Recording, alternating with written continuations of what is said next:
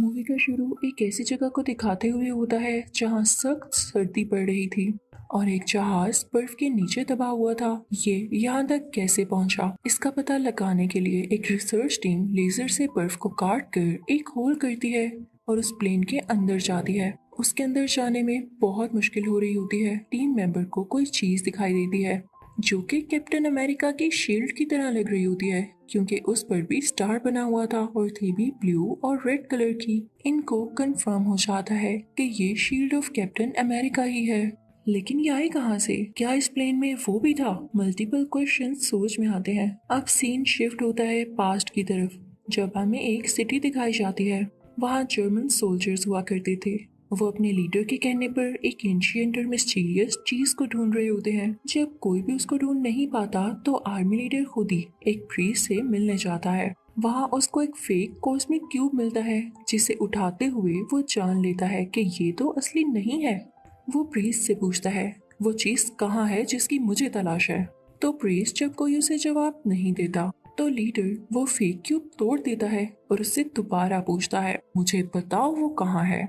Priest उससे कहता है नहीं, वो तुम्हारे लिए नहीं है, क्योंकि तुम एक गॉड नहीं हो। उस चीज को सिर्फ गॉड ही हासिल कर सकता है, क्योंकि उसी में इतनी ज्यादा पावर बर्दाश्त करने की एनर्जी होती है।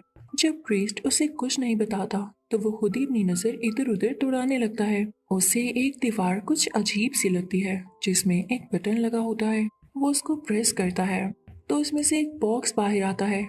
उसके अंदर रियल कॉस्मिक क्यूब होता है जिससे लाइट निकलने लगती है। अब यहाँ भी सीन चेंज हो जाता है। पिछले वाक्य को पूरा एक साल गुजर गया होता है। यहाँ हम बहुत सारे लड़कों को देखते हैं जो कि एक ही एज के होते हैं। वहाँ एक लड़का और भी होता है जिसका नाम होता है स्टीव। ये इस मूवी का मेन कैरेक्टर भी है।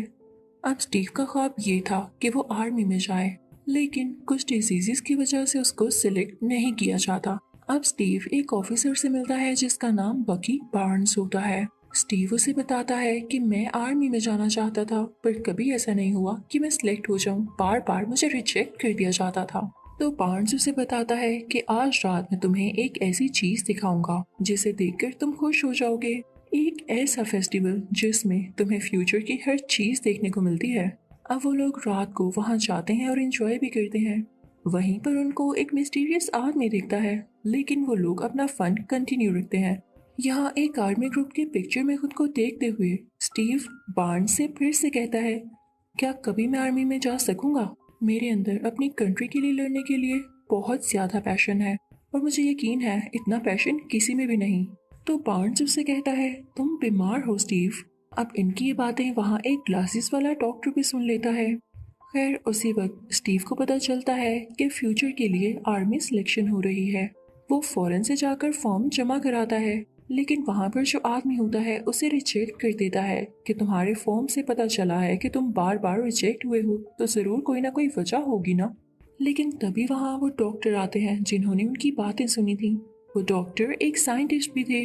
वो स्टीव से इंटरव्यू लेते हैं और उसके फॉर्म पर 1A लिखते हैं, यानी फर्स्ट एवेंजर कैप्टन अमेरिका, जिसके बारे में स्टीव खुद भी गेस नहीं कर पाता। अब सीन शिफ्ट होता है एक आर्मी यूनिट पर, जहाँ के कमांडर्स को दिखाया जाता है, एक मेल कमांडर और एक लड़की पैगी कार्टर को। वहाँ के कमांडर साइंटिस्ट से पूछते हैं कि आप जानते हैं आर्मी को बहुत सारे ऑपरेशंस और टास्क दिए जाते हैं, मैं कैसे मान लूं कि स्टीव बेटर ऑप्शन है? तो साइंटिस्ट यानी वही डॉक्टर वहाँ एक बॉम्ब फेंकते हैं, जिसको देख के सब लोग अपनी जान बचाने के लिए भागने लगते हैं, जबकि स्टीव उसी बॉम्ब के ऊपर आकर लेट जाता है ताकि वो अपनी जान दे दे और बाकी लोगों को कुछ भी ना हो। ये देख के सब बहुत इम्प्रेस होते हैं और आर्मी कमांडर स्टीव को रखने के लिए मान जाते हैं। अब दूसरी तरफ हम एक आदमी रेड स्कल को देखते हैं।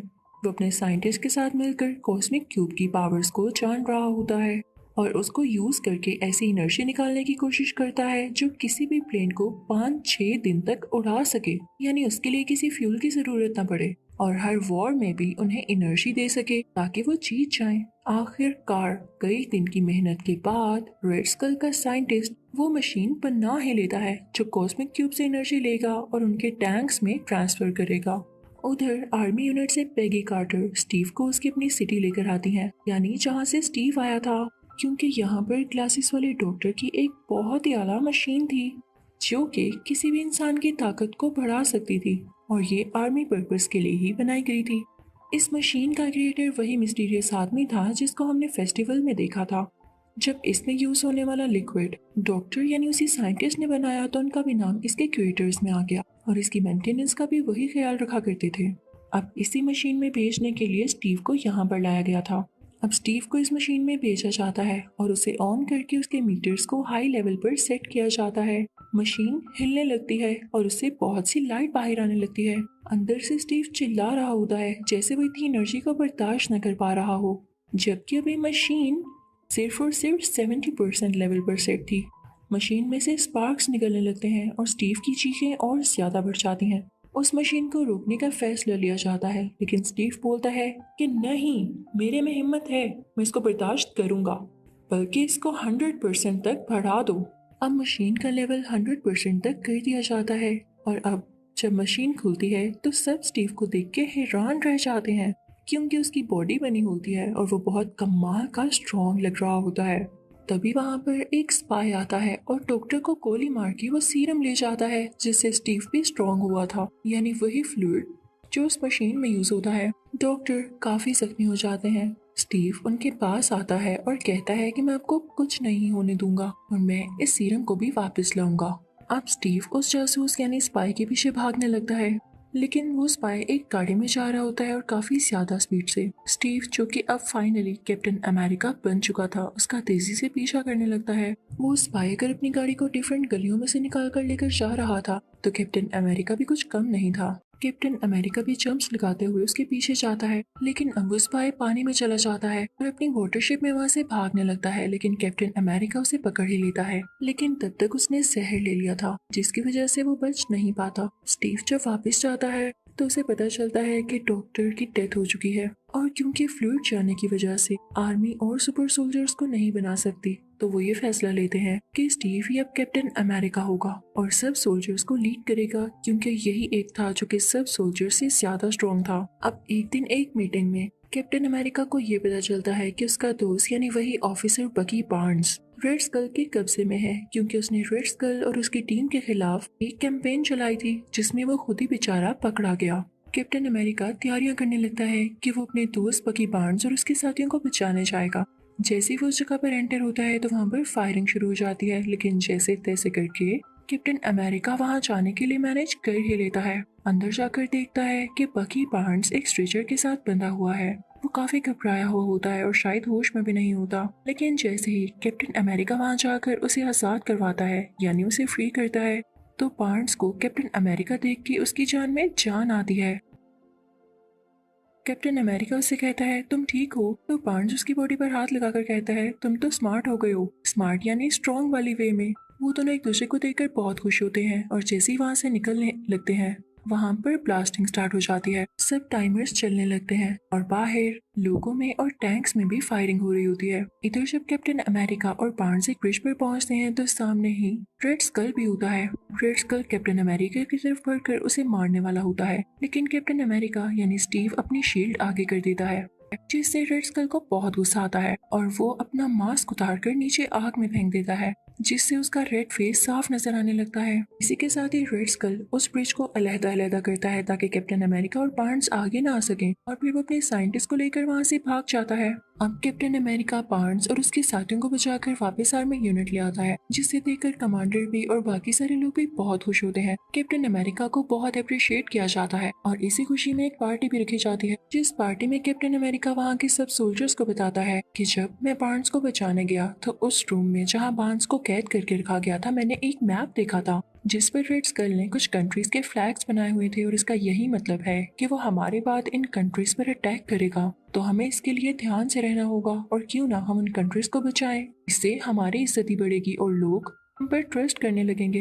इससे बड़ी बात क्या होगी। अब कैप्टन अमेरिका के साथ ही तैयार हो जाते हैं और अपने हथियार भी रेडी करने लगते हैं। वहाँ पर कैप्टन अमेरिका को एक नई शील्ड दी जाती है। अब कैप्टन अमेरिका अपने साथियों को लेकर एक ट्रेन की तरफ पहुँचता है जिसमें ऑस्ट्रेट स्कल का साइंटिस्ट था। वो लोग उसे पकड़ने ही यहाँ पर आए थे। कैप्टन अमेरिका अपनी सारी टीम को उस ट्रेन के अंदर भेज देता है और कुछ उस ट्रेन के ऊपर ही होते हैं। और यहीं पर ही जब एक रस्सी की मदद से बार्न्स भी उस ट्रेन पर चढ़ रहा होता है तो ट्रेन एक खतरनाक जगह से गुजरती है और बार्न्स नीचे गिर जाता है।